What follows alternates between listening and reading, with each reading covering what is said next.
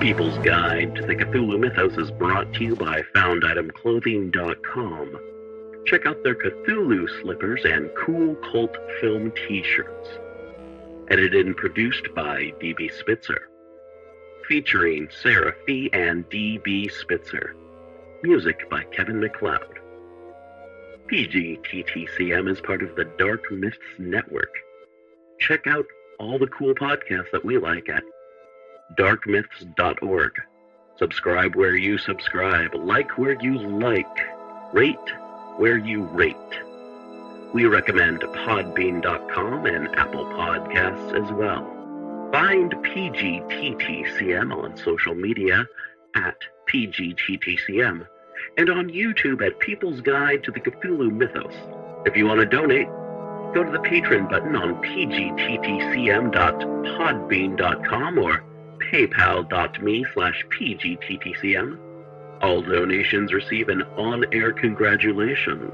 Shop at pgttcm.threadless.com or pgttcm.com at the shop. PGTTCM is an exploration of the Cthulhu mythos, weird fiction, the Gothic literary tradition, classic sci-fi, fantasy, and horror. Thank you. On with the show. Section 7 of Tales of the Uneasy by Violet Hunt. Read by Lisa Reichert. The Prayer, Part 2. 4. Mem. To go and see Mrs. Arne. The doctor came across this note in his blotting pad one day 6 weeks later. His daughter was out of town. He had heard nothing of the Arnes since her departure. He had promised to go and see her. He was a little conscience-stricken. Yet another week elapsed before he found time to call upon the daughter of his old tutor. At the corner of Tite Street he met Mrs. Arne's husband and stopped. A doctor's professional kindliness of manner is, or ought to be, independent of his personal likings and dislikings. And there was a pleasant cordiality about his greeting which should have provoked a corresponding fervour on the part of Edward Arne. "How are you, Arne?" Graham said. "I was on my way to call on your wife." "Ah, yes?" said Edward Arne, with the ascending inflection of polite acquiescence. A ray of blue from his eyes rested transitorily on the doctor's face, and in that short moment the latter noted its intolerable vacuity, and for the first time in his life felt a sharp pang of sympathy for the wife of such a husband. "I suppose you are off to your club? Goodbye," he wound up abruptly. With the best will in the world he somehow found it almost impossible to carry on a conversation with Edward Arne, who raised his hand to his hat brim in token of salutation, smiled sweetly, and walked on. "He really is extraordinarily good-looking," reflected the doctor as he watched him down the street and safely over the crossing with a certain degree of solicitude for which he could not exactly account. "And yet one feels one's vitality ebbing out at the finger ends as one talks to him. I shall begin to believe in Esther's absurd fancies about him soon. Ah, there's the little girl," he exclaimed as he turned into Cheyne Walk and caught sight of her with her nurse, making violent demonstrations to attract his attention. "She is alive at any rate. How's your mother, Dolly?" he asked.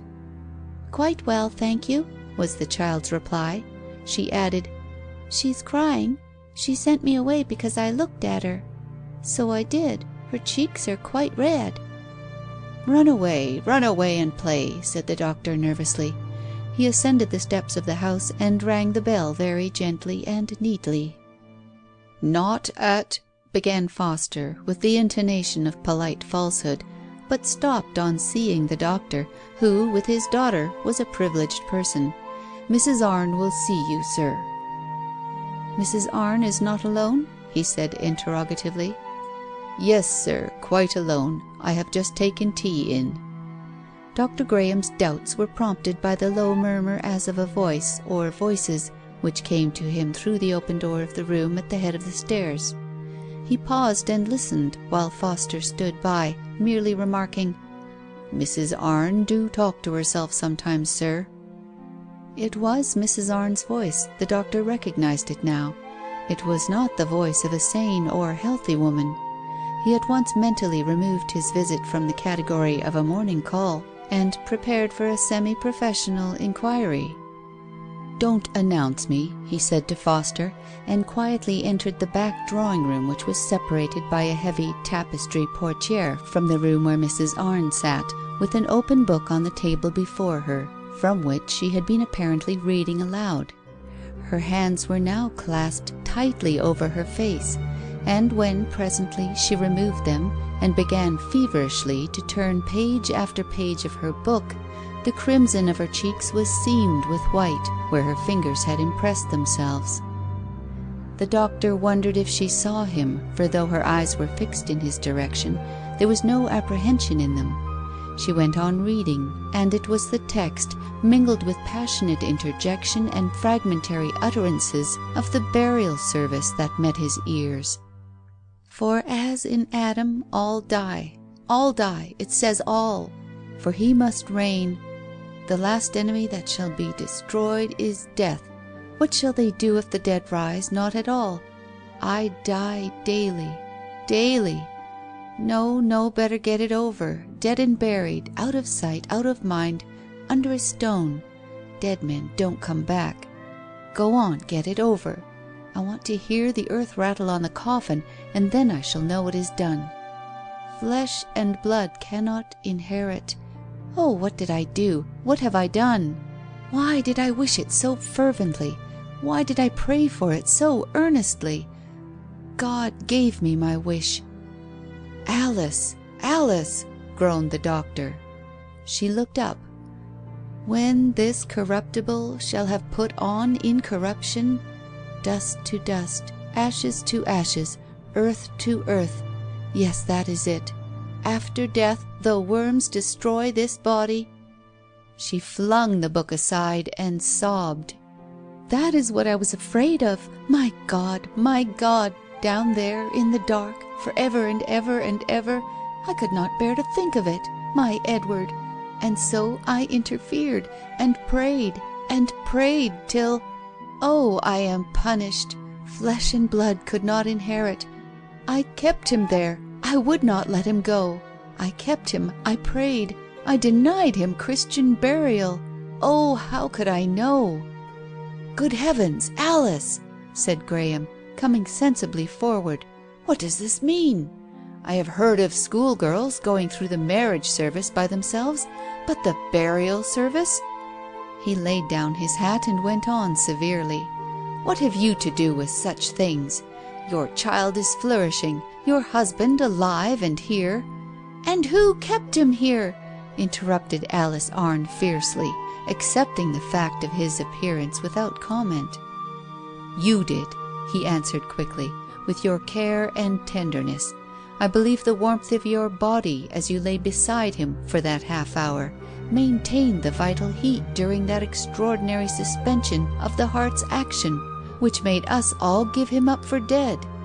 You were his best doctor and brought him back to us." "Yes, it was I. You need not tell me it was I." "Come, be thankful," he said cheerfully. "Put that book away and give me some tea. I'm very cold." "Oh, Dr. Graham, how thoughtless of me," said Mrs. Arne, rallying at the slight imputation on her politeness he had purposely made. She tottered to the bell and rang it before he could anticipate her. "Another cup," she said quite calmly to Foster, who answered it. Then she sat down, quivering all over with the suddenness of the constraint put upon her. "Yes, sit down and tell me all about it," said Dr. Graham good-humouredly, at the same time observing her with the closeness he gave to difficult cases. "There is nothing to tell," she said simply, shaking her head and futilely altering the position of the teacups on the tray. "It all happened years ago. Nothing can be done now. Will you have sugar?" He drank his tea and made conversation. He talked to her of some Dante lectures she was attending, of some details connected with her child's kindergarten classes. These subjects did not interest her. There was a subject she wished to discuss. He could see that a question trembled on her tongue, and tried to lead up to it. She introduced it herself quite quietly, over a second cup. "Sugar, Dr. Graham? I forget. Dr. Graham, tell me, do you believe that prayers, wicked, unreasonable prayers, are granted?" He helped himself to another slice of bread and butter before answering. "Well," he said slowly, "it seems hard to believe that every fool who has a voice to pray with, and a brain where to conceive idiotic requests with, should be permitted to interfere with the economy of the universe. As a rule, if people were long-sighted enough to see the result of their petitions, I fancy very few of us would venture to interfere." Mrs. Arne groaned. She was a good churchwoman, Graham knew, and he did not wish to sap her faith in any way, so he said no more, but inwardly wondered if a too rigid interpretation of some of the religious dogmas of the Vicar of St. Adhelm's, her spiritual adviser, was not the clue to her distress. Then she put another question. "Eh, what?" he said. "Do I believe in ghosts? I will believe if you will tell me you have seen one." "You know, doctor," she went on, "I was always afraid of ghosts, of spirits, things unseen. I couldn't ever read about them. I could not bear the idea of someone in the room with me that I could not see. There was a text that always frightened me that hung up in my room. 'Thou, God, seest me.' It frightened me when I was a child, whether I had been doing wrong or not. But now," shuddering, "I think there are worse things than ghosts." "Well now, what sort of things?" he asked good-humouredly. "Astral bodies?" She leaned forward and laid her hot hand on his. "Oh, doctor, tell me, if a spirit, without the body we know it by, is terrible, what of the body?" Her voice sank to a whisper. "A body senseless, lonely, stranded on this earth, without a spirit." She was watching his face anxiously. He was divided between a morbid inclination to laugh and the feeling of intense discomfort provoked by this wretched scene. He longed to give the conversation a more cheerful turn, yet did not wish to offend her by changing it too abruptly. "I have heard of people not being able to keep body and soul together," he replied at last, "but I am not aware that practically such a division of forces has ever been achieved. And if we could only accept the theory of the despiritualized body, what a number of antipathetic people now wandering about in the world it would account for." The piteous gaze of her eyes seemed to seek to ward off the blow of his misplaced jocularity. He left his seat and sat down on the couch beside her. "Poor child, poor girl, you are ill. You are overexcited. What is it? Tell me," he asked her as tenderly as the father she had lost in early life might have done. Her head sank on his shoulder. "Are you unhappy?" he asked her gently. "Yes." "You are too much alone. Get your mother or your sister to come and stay with you." "They won't come," she wailed. "They say the house is like a grave. Edward has made himself a study in the basement. It's an impossible room, but he has moved all his things in, and I won't go to him there."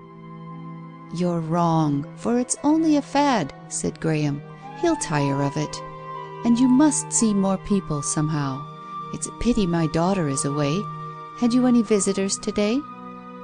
"Not a soul has crossed the threshold for 18 days." "We must change all that," said the doctor vaguely. "Meantime, you must cheer up. Why, you have no need to think of ghosts and graves, no need to be melancholy. You have your husband and your child." "I have my child, yes." The doctor took hold of Mrs. Arne by the shoulder and held her a little away from him. He thought he had found the cause of her trouble, a more commonplace one than he had supposed. "I have known you, Alice, since you were a child," he said gravely. "Answer me. You love your husband, don't you?" "Yes." It was as if she were answering futile prefatory questions in the witness box. Yet he saw by the intense excitement in her eyes that he had come to the point she feared and yet desired to bring forward. And he loves you?" She was silent. "Well, then, if you love each other, what more can you want? Why do you say you have only your child in that absurd way?" She was still silent, and he gave her a little shake. "Tell me, have you and he had any differences lately? Is there any coldness, any temporary estrangement between you?" He was hardly prepared for the burst of foolish laughter that proceeded from the demure Mrs. Arne, as she rose and confronted him, all the blood in her body seeming for the moment to rush to her usually pale cheeks. Coldness! Temporary estrangement! If that were all! Oh, is everyone blind but me? There is all the world between us, all the difference between this world and the next. She sat down again beside the doctor and whispered in his ear, and her words were like a breath of hot wind from some Gehenna of the soul. "Oh, doctor, I have borne it for 6 years, and I must speak.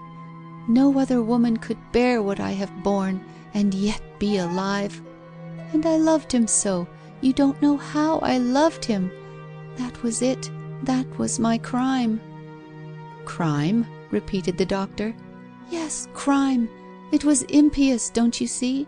But I have been punished. Oh, doctor, you don't know what my life is. Listen, listen, I must tell you. To live with at first, before I guessed, when I used to put my arms round him, and he merely submitted, and then it dawned on me what I was kissing. It is enough to turn a living woman into stone, for I am living, though sometimes I forget it. Yes, I am a live woman, though I live in a grave. Think what it is, to wonder every night if you will be alive in the morning, to lie down every night in an open grave, to smell death in every corner, every room, to breathe death, to touch it." The portière in front of the door shook. A hoopstick parted it. A round white-clad bundle, supported in a pair of mottled red legs, peeped in, pushing a hoop in front of her. The child made no noise. Mrs. Arne seemed to have heard her, however. She slewed round violently as she sat on the sofa beside Dr. Graham, leaving her hot hands clasped in his. "You ask Dolly," she exclaimed. "She knows it too. She feels it." "No, no, Alice, this won't do," the doctor adjured her very low. Then he raised his voice and ordered the child from the room. He had managed to lift Mrs. Arne's feet and laid her full length on the sofa by the time the maid reappeared. She had fainted. He pulled down her eyelids and satisfied himself as to certain facts he had up till now dimly apprehended. When Mrs. Arne's maid returned, he gave her mistress over to her care and proceeded to Edward Arne's new study in the basement. "Morphia," he muttered to himself, as he stumbled and faltered through gaslit passages where furtive servants eyed him and scuttled to their burrows. "What is he burying himself down here for?" he thought. "Is it to get out of her way? They are a nervous pair of them." Arne was sunk in a large armchair drawn up before the fire. There was no other light except a faint reflection from the gas lamp in the road, striking down past the iron bars of the window that was sunk below the level of the street. The room was comfortless and empty. There was little furniture in it except a large bookcase at Arne's right hand and a table with a tantalus on it standing some way off. There was a faded portrait in pastel of Alice Arne over the mantelpiece, and beside it a poor pendant, a pen and ink sketch of the master of the house. They were quite discrepant in size and medium, but they appeared to look at each other with the stolid attentiveness of newly married people. "Seedy, Arne?" Graham said. "Rather, to-day. Poke the fire for me, will you?" "I've known you quite 7 years," said the doctor cheerfully, "so I presume I can do that." "There now. And I'll presume further. What have we got here?" He took a small bottle smartly out of Edward Arne's fingers and raised his eyebrows. Edward Arne had rendered it up agreeably. He did not seem upset or annoyed. "Morphia. It isn't a habit. I only got hold of the stuff yesterday. Found it about the house." Alice was very jumpy all day and communicated her nerves to me, I suppose. I've none, as a rule, but do you know, Graham, I seem to be getting them. Feel things a good deal more than I did, and want to talk about them. What, are you growing a soul? Said the doctor carelessly, lighting a cigarette. Heaven forbid, Arne answered equably. I've done very well without it all these years. But I'm fond of old Alice, you know, in my own way. When I was a young man, I was quite different. I took things hardly and got excited about them. Yes, excited. I was wild about Alice. Wild. Yes, by Jove, though she has forgotten all about it. Not that, but still it's natural she should long for some little demonstration of affection now and then, and she'd be awfully distressed if she saw you fooling with that bottle of morphia. You know, Arne, after that narrow squeak you had of it 5 years ago, Alice and I have a good right to consider that your life belongs to us." Edward Arne settled in his chair and replied rather fretfully, "Oh, very well, but you didn't manage to do the job thoroughly.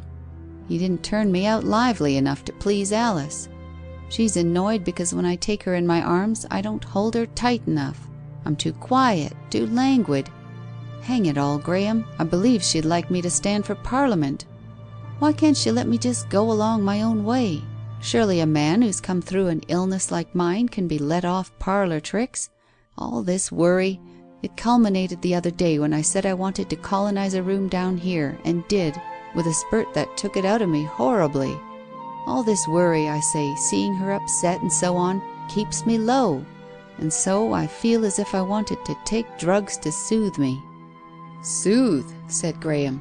"This stuff is more than soothing if you take enough of it. I'll send you something more like what you want, and I'll take this away, by your leave." "I really can't argue," replied Arne.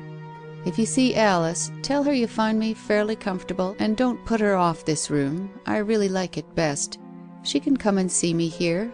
I keep a good fire, tell her. I feel as if I wanted to sleep," he added brusquely. "You have been indulging already," said Graham softly.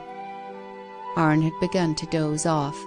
His cushion had sagged down, and the doctor stooped to rearrange it, carelessly laying the little phial for the moment in a crease of the rug covering the man's knees. Mrs. Arne, in her morning dress, was crossing the hall as he came to the top of the basement steps and pushed open the swing door. She was giving some orders to Foster, the butler, who disappeared as the doctor advanced. "You're about again," he said. "Good girl." "Too silly of me," she said, "to be hysterical after all these years. One should be able to keep one's own counsel. But it's over now. I promise I'll never speak of it again." "We frightened poor Dolly dreadfully. I had to order her out like a regiment of soldiers." Yes, I know. I'm going to her now." On his suggestion that she should look in on her husband first, she looked askance. "Down there?" "Yes, that's his fancy. Let him be. He's a good deal depressed about himself and you. He notices a great deal more than you think. He isn't quite as apathetic as you describe him to be. Come here." He led her into the unlit dining room a little way. "You expect too much, my dear. You do, really. You make too many demands on the vitality you saved." "What did one save him for?" she asked fiercely. She continued more quietly. "I know. I'm going to be different." "Not you," said Graham fondly.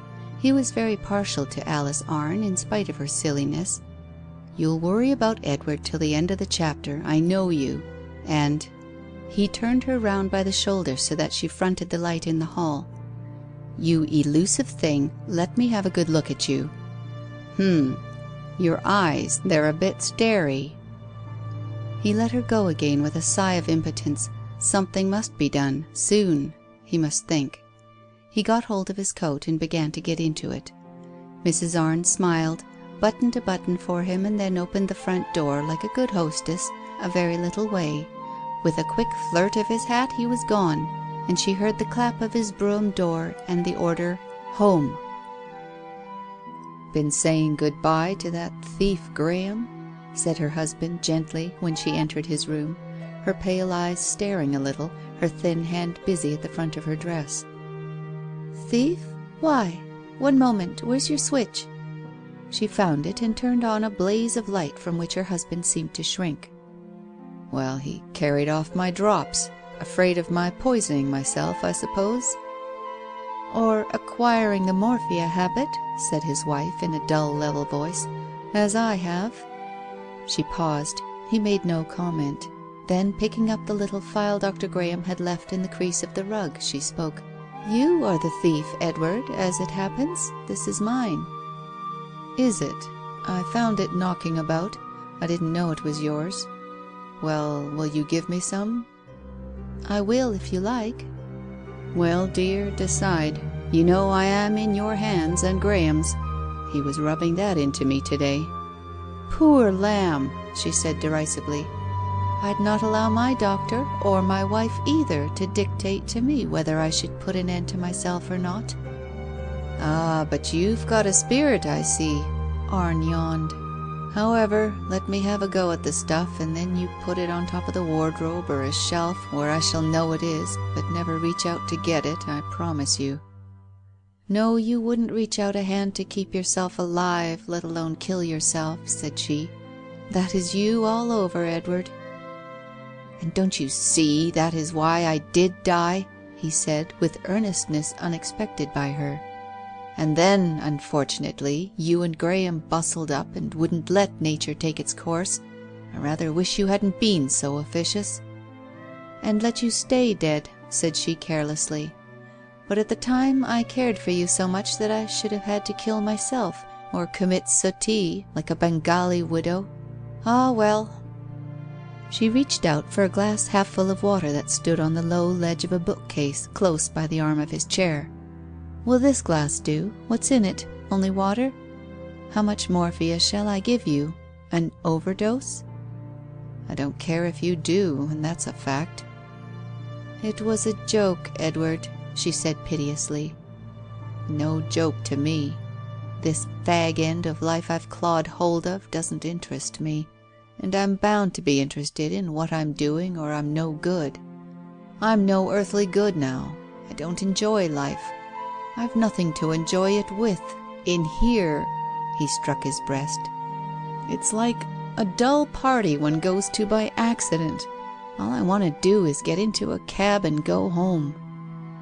His wife stood over him with the half-full glass in one hand and the little bottle in the other. Her eyes dilated, her chest heaved. Edward, she breathed, was it all so useless? Was what useless?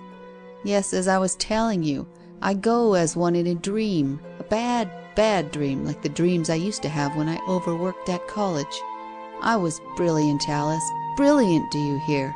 At some cost, I expect. Now I hate people, my fellow creatures. I've left them. They come and go, jostling me and pushing me on the pavements as I go along avoiding them. Do you know where they should be, really, in relation to me? He rose a little in his seat. She stepped nervously aside, made as if to put down the bottle and the glass she was holding, then thought better of it and continued to extend them mechanically. They should be over my head. I've already left them and their petty nonsense of living. They mean nothing to me, no more than if they were ghosts walking. Or perhaps it's I who am a ghost to them. You don't understand it. It's because I suppose you have no imagination. You just know what you want and do your best to get it. You blurt out your blessed petition to your deity, and the idea that you're irrelevant never enters your head. Soft, persistent, high church thing that you are. Alice Arne smiled and balanced the object she was holding. He motioned her to pour out the liquid from one to the other, but she took no heed. She was listening with all her ears. It was the nearest approach to the language of compliment, to anything in the way of lover-like personalities that she had heard fall from his lips since his illness. He went on, becoming, as it were, lukewarm to his subject. But the worst of it is that once break the cord that links you to humanity, it can't be mended. Man doesn't live by bread alone, or lives to disappoint you. What am I to you without my own poor personality? Don't stare so, Alice. I haven't talked so much or so intimately for ages, have I? Let me try and have it out. Are you in any sort of hurry?" "No, Edward." "Pour that stuff out and have done. Well, Alice, it's a queer feeling, I tell you. One goes about with one's looks on the ground, like a man who eyes the bed he is going to lie down in and longs for. Alice, the crust of the earth seems a barrier between me and my own place. I want to scratch the boards with my nails and shriek something like this: 'Let me get down to you all, there where I belong.' It's a terrible sensation, like a vampire reversed." "Is that why you insisted on having this room in the basement?" she asked breathlessly. "Yes, I can't bear being upstairs somehow. Here, with these barred windows and stone-cold floors, I can see the people's feet walking above there in the street. One has some sort of illusion. Oh!" She shivered, and her eyes travelled like those of a caged creature round the bare room and fluttered where they rested on the sombre windows, imperiously barred. She dropped her gaze to the stone flags that showed beyond the oasis of Turkey carpet on which Arne's chair stood. Then to the door that she had closed on entering. It had heavy bolts, but they were not drawn against her, though by the look of her eyes it seemed she half imagined they were. She made a step forward and moved her hands slightly. She looked down on them and what they held, then changed the relative positions of the two objects and held the bottle over the glass. "Yes, come along," her husband said. "Are you going to be all day giving it to me?" With a jerk she poured the liquid out into a glass and handed it to him. She looked away towards the door. "Ah, your way of escape," said he, following her eyes. Then he drank painstakingly. The empty bottle fell out of her hands. She wrung them, murmuring, "Oh, if I had only known!" "Known what? That I should go near to cursing you for bringing me back?" He fixed his cold eyes on her, as the liquid passed slowly over his tongue. "Or that you would end by taking back the gift you gave?" End of section 7.